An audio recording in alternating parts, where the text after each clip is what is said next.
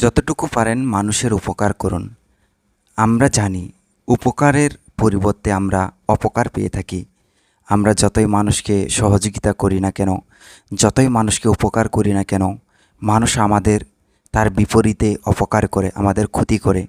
আমরা মানুষের সঙ্গে যতই ভালো ব্যবহার করি না কেন, যতই মানুষকে আদর, স্নেহ, ভালোবাসা, মায়া, মমতায় আগলে রাখার চেষ্টা করি না কেন, তার পরিবর্তে আমরা তাদের কাছ থেকে অপমান, অপদস্থ, হিংসা, বিদ্বেষ এটা পেয়ে থাকি।